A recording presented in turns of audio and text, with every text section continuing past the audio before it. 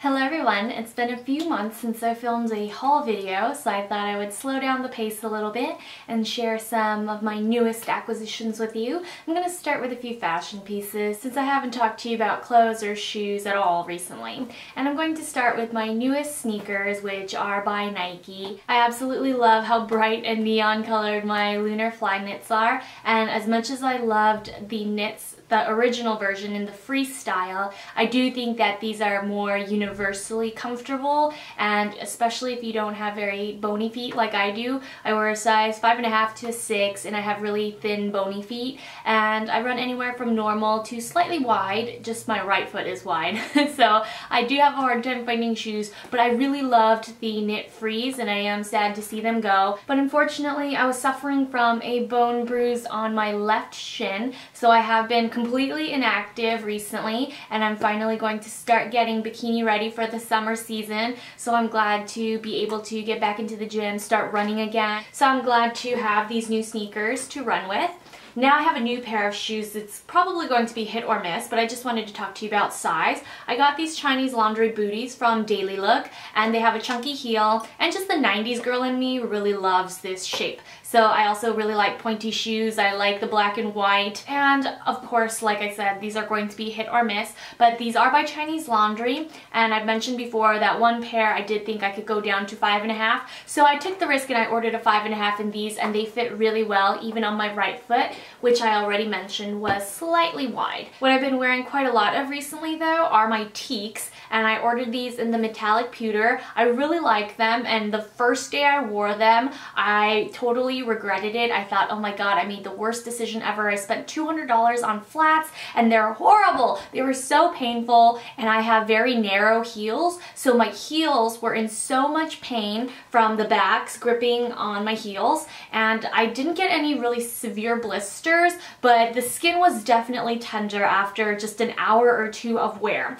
And so, like I said, again, I'm between a 5.5 and a 6, but Teaks unfortunately does not create half sizes. So I sized down to a 5 since I expected the softer leather to stretch, and I'm glad I went with that decision to a 5 instead of a 6, because I think the 6 would have slipped off the backs of my heels, but I do think that they are worth the investment. They are more comfortable than the Tory Burch flats that I own. I own several pairs, but I've been wearing my Teaks a lot. I wish the elastic was a little softer, but I do think that, again, since they have broken in already, I've worn them about a dozen times, and I think that's about as long as you need for them to break in comfortably. After a dozen wears, I'm sure they'll become even softer, mold even better to your feet, and I do think that, again, they are worth the investment. It just takes that break-in period to really not regret the purchase. And so now I'm going to show you one more piece. This is my newest jacket. This is from BB Dakota, the Jack label, and I've been looking for a green military-inspired jacket for a long time. It starts with a flat collar,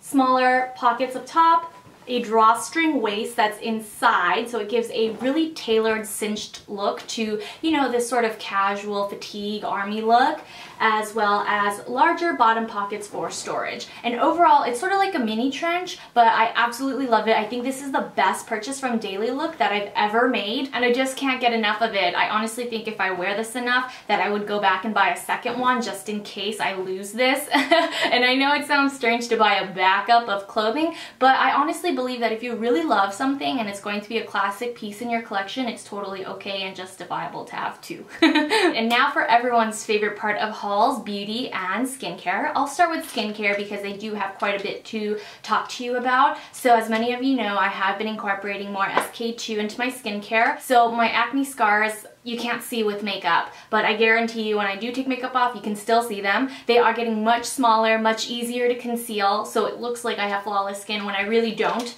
But SK-II is making it easier for me to look at my face without makeup and feel more confident. And I've been using the facial treatment mask. I was actually using the double piece anti-aging mask for a while, the Signature 3D, and I really like the way that made my skin feel, and it makes my skin feel more plush, I guess, and more bouncy. But the SK-II facial treatment mask is targeted for acne and, you know, brightness, so it really helps to make my skin look and feel radiant, and I have been loving these. I've been using them non-stop, and they are quite an investment, but I've actually found some ways to repurpose them. So once I put the mask on, I actually squeeze out the excess in the pouch and use it on the driest parts of my skin, my body. So I use it on my elbows, my shoulders, underneath the arms and sides of my waist. So I do find that this is actually a great buy. And now for the facial treatment essence. So I absolutely love this stuff. I didn't know how to use it properly until I met one of my new friend. He is also a beauty blogger. He's the skincare guru. You can follow him on YouTube or Instagram or on Twitter. His name is Steve Jan, and he taught me how to use all the SK-II products that I've been using correctly. So I was using the facial treatment essence as a toner, but actually you're supposed to use this after toner and before serum. So now that I've been doing that, I've seen a huge difference in the way that my skin looks. It feels softer, and it just makes me really excited to see what the next few weeks will bring. So now for cosmetics, I picked up this Marc Jacobs Remedy Concealer Pen based on my friend Rachel's recommendation. So she's a concealer queen, and she also recommends that I use this with my Copietto finishing powder, which I already do have. So I like to try different concealers, even though I'm not wearing any concealer under my eyes today. I do suffer from dry under eyes, but not really major dark circles, so I don't wear concealer all the time. I just feel like sometimes it's not necessary with foundation. But this Marc Jacobs looked really good, so I purchased it in Wake Up Call number 2, and I just like the packaging. I think it looks really sleek. It's probably the best packaged product in all of Marc Jacobs' entire line. So it's a click pen, but it also has a metal applicator, which is supposed to have a cooling effect. So if anything, I can't say I recommend it yet because I haven't tried it, but out of all the products that I've seen from the Marc Jacobs line, I think this one has the most promise. So now for some Troy Surratt. This is a new brand, and he was the apprentice of the famed Kevin O'Quan, and so he created his own makeup line, which is now available at Barney's. And my other friend Rachel of the Beauty Professors, so many Rachels, right? She recommended this particular lip gloss in Coquette. This is the Lip Luster, and she showed this to me. She had it on, she swatched it for me. It has a spatula applicator, which I love, and so I immediately purchased this when I got home, and it's a baby pink that's actually pigmented.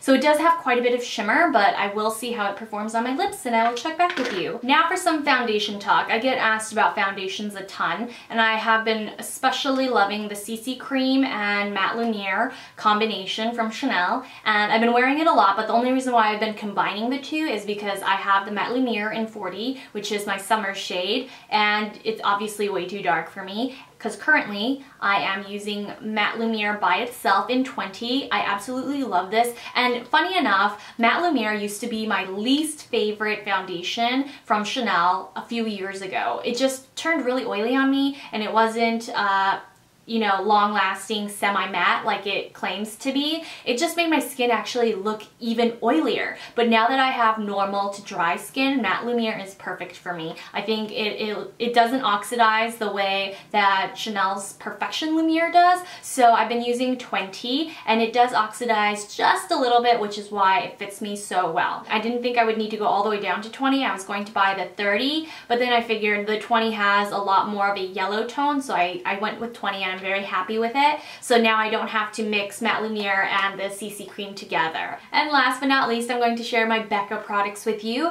I've had this for a while actually, and this is the Becca Shimmering Skin Perfector Illuminator SPF 25 Plus in Pearl, and this one's my favorite. I do have the rose gold version, but I think the pearl is more beneficial for my complexion. I'm wearing it on my cheekbones, down the center of my nose bridge. I like to use it in the Cupid's bow, but I forgot today, and I think the pearl really enhances the complexion. The reason why I like this liquid highlighter formula so much is that it doesn't move my powder products that I apply underneath. I have worn this underneath my skin as a primer, but I feel like it gives me a little too much shine, and there is a bit of shimmer in here, so you will be able to see it on the skin before you apply your foundation. So it just depends on how much you like shimmer, but I think that it's best in concentrated portions, and a pin-sized drop of this goes a long way. I use it down the center of my nose for my entire face, and it's more than enough. So I do think that this bottle is such a great value because it is a phenomenal product. And this Becca brush is inspired by a lot of Japanese brushes that are quite popular, and it has